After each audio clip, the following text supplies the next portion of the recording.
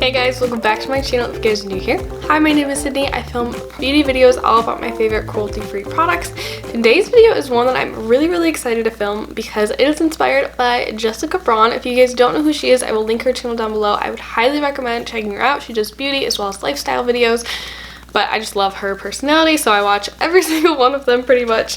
Today's video, I'm kind of basing off a concept that she proposed in a recent video. I believe it was called 10 products to declutter or 10 categories to declutter because you're only keeping them for your fantasy self or something along those lines.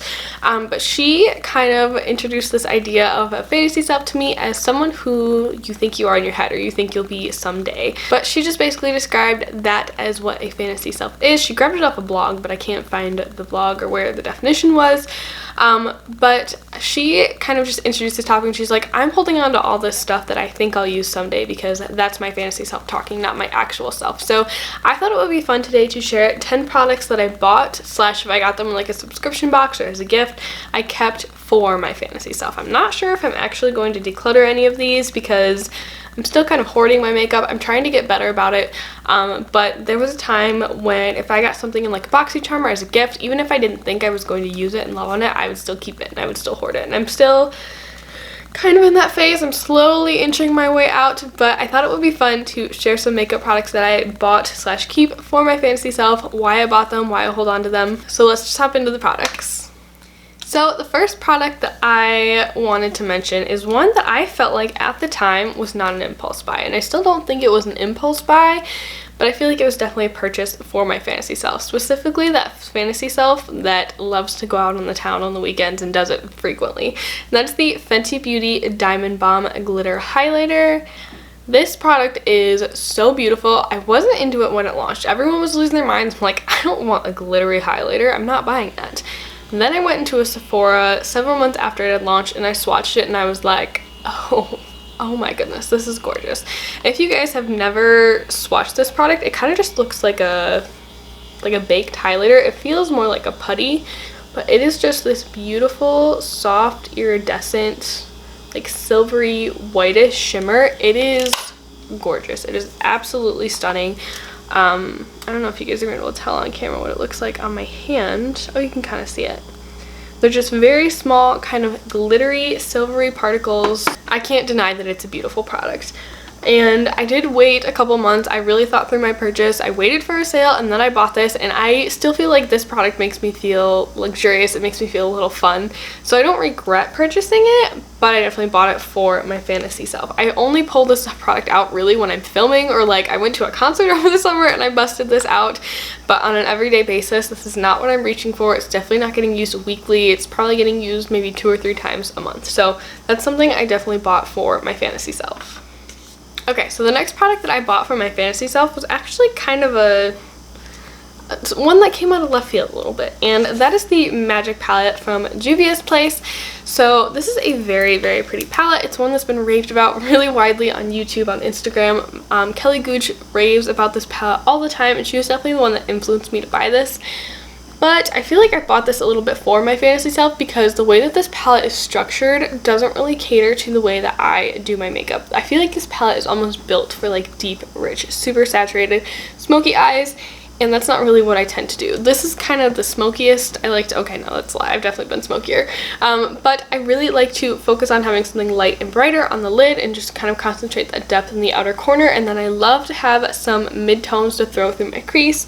This palette lacks so many mid-tone matte shade, it's not even funny. I feel like these two are the only ones that could even be considered mid-tone matte shades, and they do not go with this side of the palette. I mean, they could, but for the way that I like to do my makeup, I don't really see myself reaching into these to do looks with these shades up here. So I think this palette is gorgeous, but I definitely bought it for the girl that loves to rock a smoky eye, like a super dark smoky eye, and I'm not that girl. Okay, next up is this Wet n Wild Mega Last Liquid Catsuit Lipstick in the shade Harbor a Crush. So I bought this is really old. I think this is like 3 years old. Yeah, I bought this my freshman year. This is almost 3 years old. And this was the first, was it the first? It was one of the first metallic lipsticks that I ever tried, and I feel like I had this inkling in the back of my head, like, I don't like metallic lipsticks. They're not my thing. They're not usually my thing. But I think I saw Tati do a review on this collection, and she wore this shade on her lips, and I was just like blown away by how gorgeous it was on her. So when I saw this in stores, I just like impulsively grabbed it and bought it, and I was like, oh, it looks so beautiful on her. It looks just like a vampy neutral. Like, I'm at college now. I'll be wearing bold lips left and right. And I can tell you that I've worn this like maybe twice, and I don't think it's even been like out of the house. This is a really pretty color, but for some reason on my skin tone and on my lips, it does not pull red at all. It just looks like that really deep dark blackish brownish base, and I feel like it just does not look that flattering on me. I hold on to it because I'm a makeup hoarder, let's be honest. But I also hold on to it because I feel like sometimes when I do really creative looks, I go for a bold, deep, dark lip like that, but it's not something that I reach for on an everyday basis or something that gets a lot of love. Next up, we have a product that I actually really love, but I feel like the shade choice was a little bit out there for me, and that is the Sydney Grace Cream Shadow. This one is in the shade Splendor, and this is a beautiful, deep, rich, dark navy. This had been on my Sydney Grace wish list for, I feel like, at least a year before I bought it. These cream shadows are an incredible formula. If you guys are in the market for some cream shadows, I would definitely recommend these ones. Look at how gorgeous that color is. Oh my goodness. So in theory, I love this deep blue color, and when I bought it, I had just gotten my Menagerie Whale song palette, and I was like, I can use this as a base. It'll be so gorgeous. I will love it. I can use it as liner. Do you guys know how many times I've used this as liner? I've never used it as base, which maybe I should try to make a point to do that this week. But I think I've used it like 4 times as liner. It's a beautiful, beautiful liner, but I know myself, and I am not someone that wears winged liner on an everyday basis. I just don't usually have time to mess with that in the morning. And I'm not really sure why I decided that I would if I bought that. Okay, next up we have, well, it's technically one product. It's like a whole category. It was a set, okay? I just grabbed 2 out because I was lazy. If you guys remember, Physicians Formula released a mini set of their whole liquid lipstick line. I think it was 2 Christmases ago. So I picked it up the following, I think it was like March maybe when I picked it up, but I picked it up. It was on sale. I was like, I'm gonna get this because I just discovered this liquid lipstick formula, and I was in love, you guys. This was when Physicians Formula was cruelty free. I don't think I was cruelty free officially at that point, but I was trying to buy pretty much exclusively cruelty free makeup. So I bought this set, and I was like, I'm gonna love these. I'm gonna wear these colors all the time because this is my favorite liquid lipstick formula. I don't wear liquid lipsticks that often, you guys. That's why I pretty much put myself on a no buy when it comes to liquid lipsticks. I think I mentioned those in my buy band video. I'll link that down below if you guys are interested in hearing what other categories of products that I'm not allowing myself to buy this year. But this was for my fantasy self that was like, I am going to wear liquid lipstick every day. And I'm like, you wear tinted balm every day. Let's get that straight. Okay, so this next product is one where I was gifted it, but I picked it out. So I feel like in a way I kind of like, I chose this product and I chose it for my fantasy self, but that is the Morphe Cream Shadows. They came out with a little, I think they had 2 trios, maybe 2 Christmases ago, and I got the one that had like a deep coppery shade, this beautiful green, like a champagne-y shade. The champagne-y shade I knew I would probably get the most use out of. I was pretty sure I would use the copper one pretty frequently too, but this deep, dark, kind of olivey green shade, this one was definitely bought for my fantasy self. Like I said, I don't usually place super dark colors all over the lid. I mean, it's definitely something that I need to try and get out of my comfort zone a little bit with.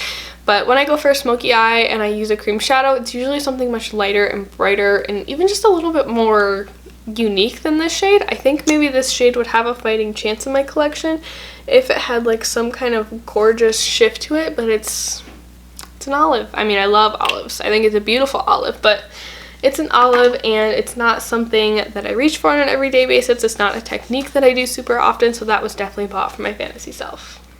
This one is more of a recent purchase for me, and a lot of these products I've had in my collection for like 2 years or more, because I feel like over the past 2 years or so I've gotten really good at being really selective with what I'm buying, really thinking through my purchases, making sure they're things that I'm actually going to use.